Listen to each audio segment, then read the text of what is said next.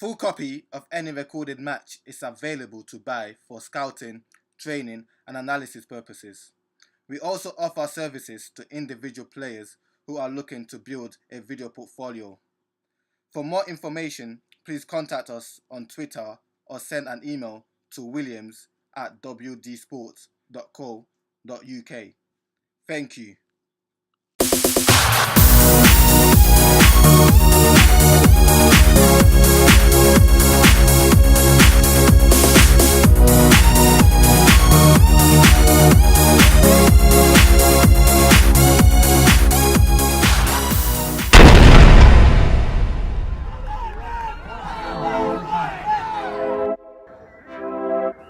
Hello and welcome to WD Sports, episode 29 of the ESL Football Show.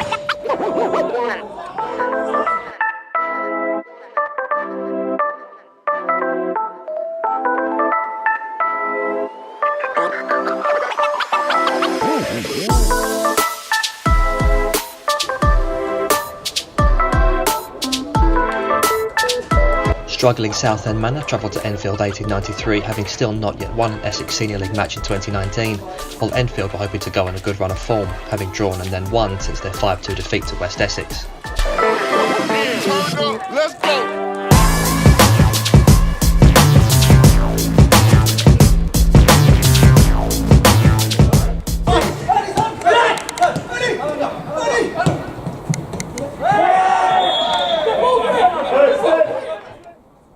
Both sides had chances from dead ball situations early on, starting with Enfield's Ernald Hackshaw curling an effort wide of the post, before a long free kick at the other end found Murphy Duncan, who should really have done better with the time and space he had in the box.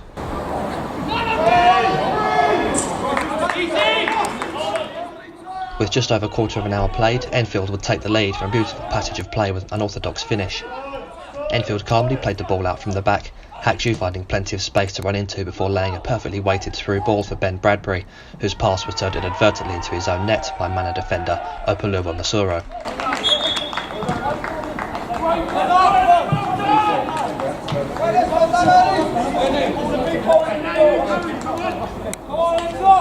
Masuro appeared to be in two minds as to whether or not to try and get something on the pass or risk letting it run, the result an awkward touch that just carried it behind the line before keeper Connor Pearce could recover to keep it out.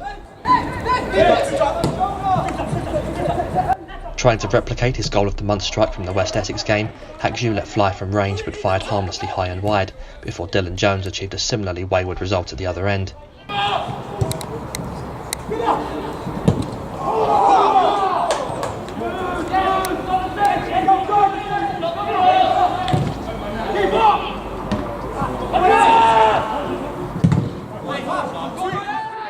Jimmy Cox found some space for Enfield on the left and with no support in the box tried his luck, coming not too far away from doubling his side's lead.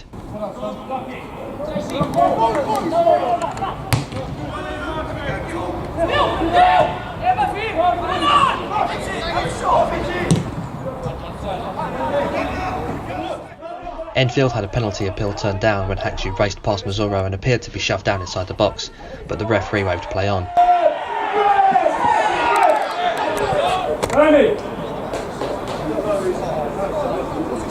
Still protesting to the referee at the next stoppage of play earned Enfield's Luke Thomas a yellow card.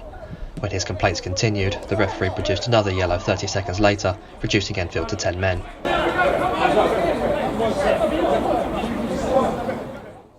Seeking to take quick advantage of the extra man, Southend sprung forward and found themselves with a one-on-one after pouncing on an error from Kamal Llewellyn-Reid. Trying to cover for his teammate's mistake, Jacob Dixon cut down the attacker from behind, a professional foul that, as the last offender, was bound to see him be given his marching orders as well. On the stroke of half-time, Enfield were already down to 9 men.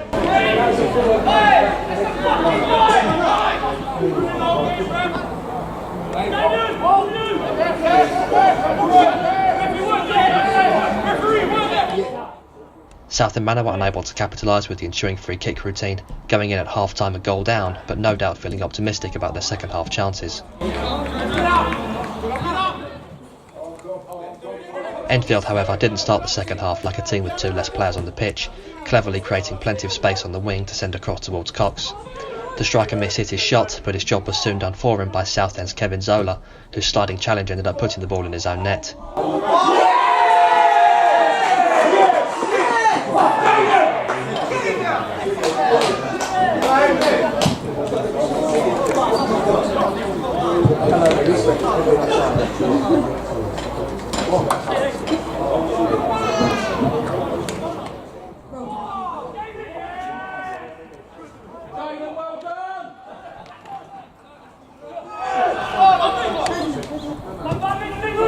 Enfield found themselves in the unusual position of being 2 goals up, yet 2 men down. Manor would have their chances, but would struggle to put them away. A poorly taken goal kick by Enfield keeper Jaden Hocking Rising, almost giving the away side an open goal opportunity.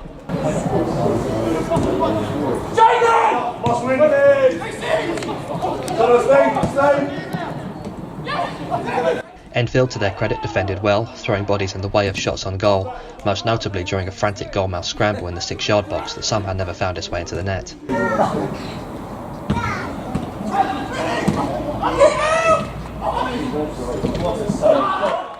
Any shots that did get through to Hocking Rising were generally tame enough to not cause the keeper too many problems.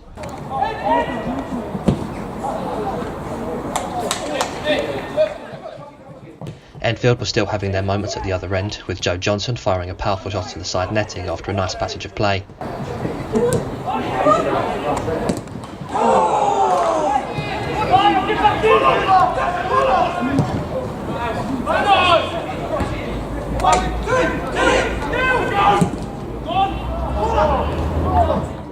Perhaps Enfield were justified in pushing for a third, as Manor's efforts began to get closer.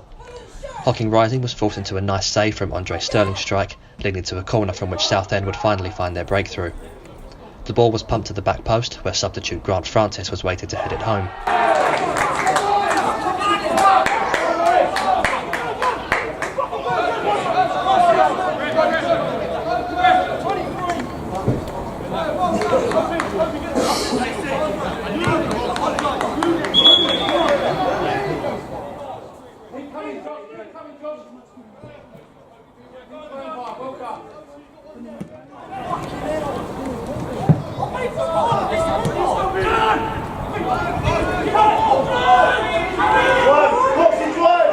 Just under 25 minutes remained for Southend Manor to try and get something from the match.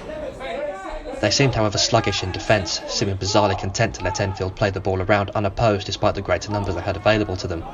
Enfield soon worked the ball into shooting position, Mary Frostig's strike being deflected into the path of Jimmy Cox to poke home Enfield's third.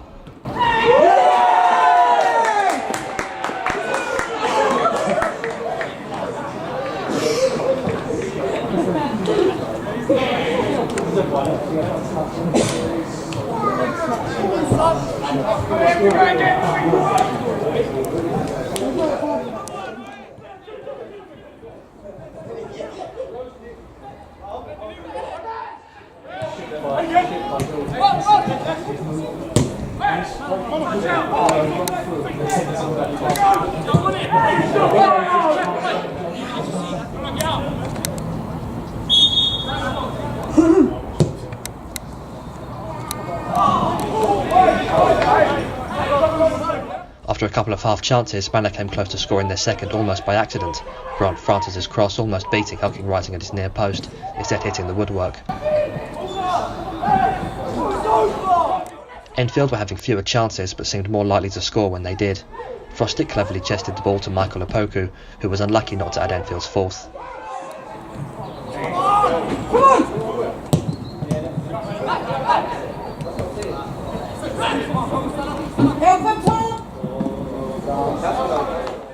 Southend Manor would strike the woodwork once more before the final whistle, Murphy Duncan's strike leaving Hocking Rising rooted to the spot as it bounced back off the post.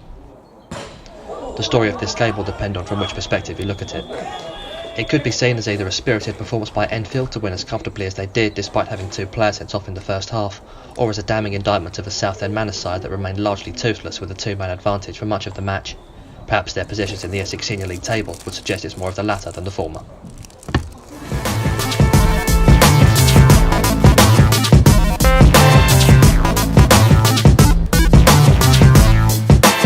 Bottom of the league, Leyton Athletic were looking to rebound after suffering 3 heavy league defeats on the trot, including a 7-0 thumping at the hands of Saffron Walden Town. They faced a tough test, however, hosting a Sporting Bengal side that, despite an uneven start to the calendar year, have been mixing near the top end of the table for much of the season.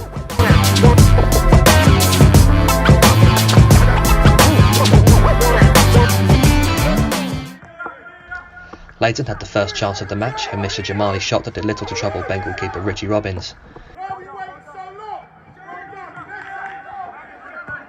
It would be all they had before an onslaught on their goal by Sporting Bengal. Bengal's pace in attack, particularly from Cody Cameron on the left, was often too much for Leyton to deal with, allowing Bengal multiple opportunities to get it behind the defence. A long pass over the top from Stephen Carvell freed Kirtley McIntosh, but Leyton keeper Callum Linsky was just able to get a hand on the ball to divert it out of harm's way. Linsky would soon be called into action again, making a nice stop with his legs to keep the score goalless for the time being.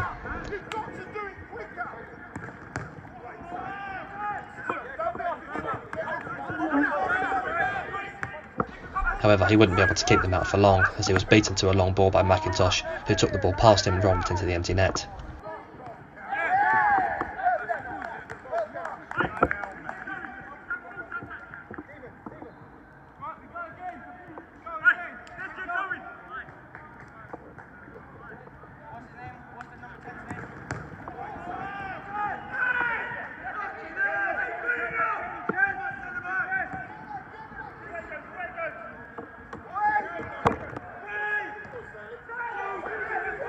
McIntosh's pace would continue to cause problems, as he got in behind again to force another save from Linsky.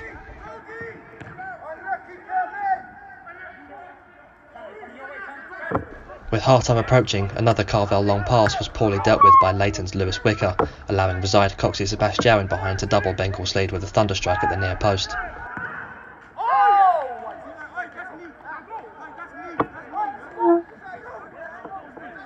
Yeah.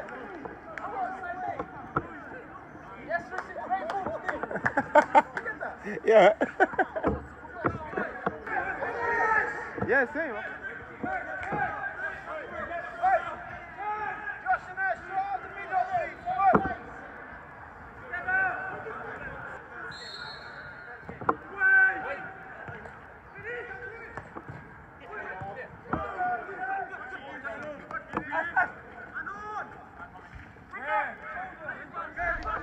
Bengal's dominance continued in the second half, winning messy battles in the middle of the pitch and then immediately looking forward, playing in McIntosh to add Bengal's third with a strike that, although bobbling somewhat on the playing surface, could perhaps have been better kept out by Linsky at his near post.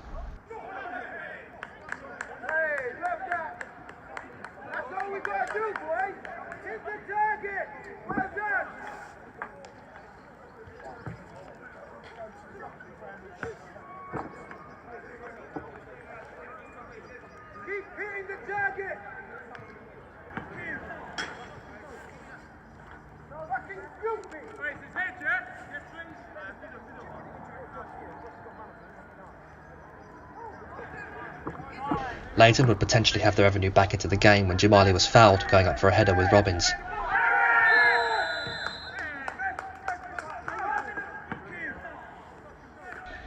Okwute Izuchukwu stepped up to take the penalty, but Robbins redeemed himself with a fine stop to keep out the powerful spot kick. For the most part, Bengal's central midfield was impenetrable, with passes being intercepted and played quickly forward, only a couple of touches bringing McIntosh in behind for another one-on-one, which the striker comfortably slotted home for his hat-trick.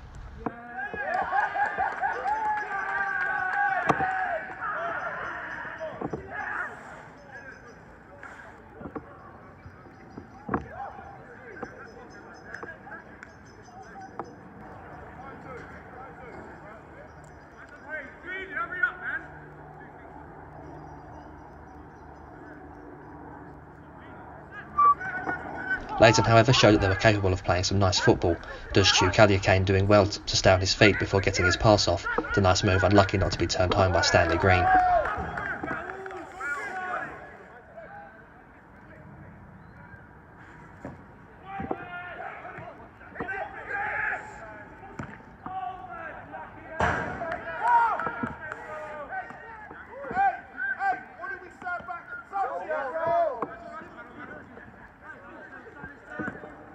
Leyton would eventually find the net with 20 minutes to go, a brilliant pass from Caldy Kane finding Green to sweep home with a nice finish.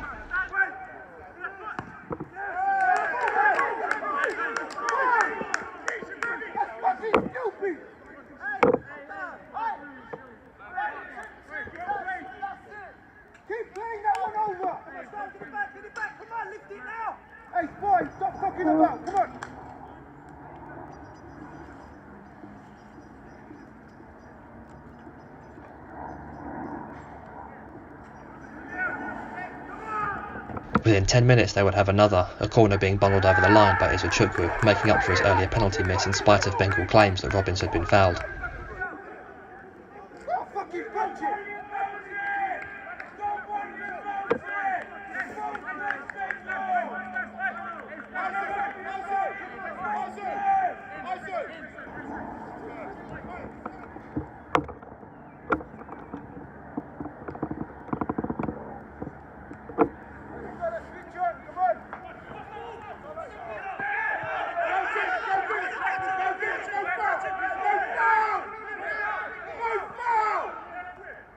Bengal wouldn't wait long, however, to quash any hopes of a comeback, as Shan Siddiq, who had enjoyed an excellent game to this point, left a trail of Leyton defenders in his wake at the corner flag as he looked to pick out a cross.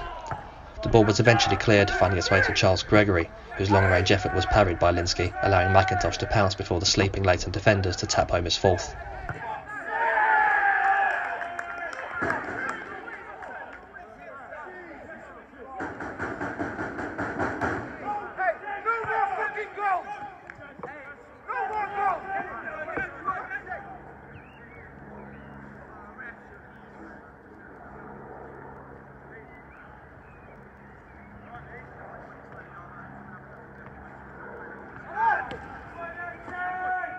The cherry would go on the cake only 3 minutes later, as Carvel would play a nice 1-2 with Siddiq before laying it off for Coxey Sebastião, the striker scoring his second wonder goal of the day with a fantastic strike from outside the box.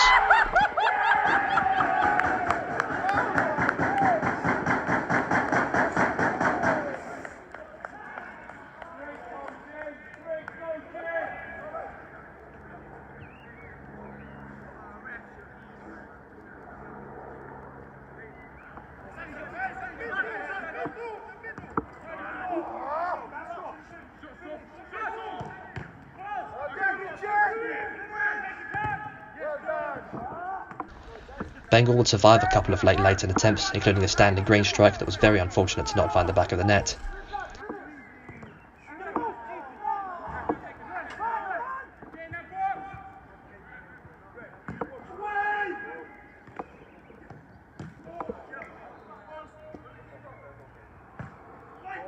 Leyton defender nearly added to his team's embarrassment after almost turning a free kick into his own net, but the score would remain 6-2 to keep Leyton Athletic at the bottom of the Essex Senior League and keep Sporting Bengal very much in the mix of a cluster of teams near the top as we head into the final months of the season.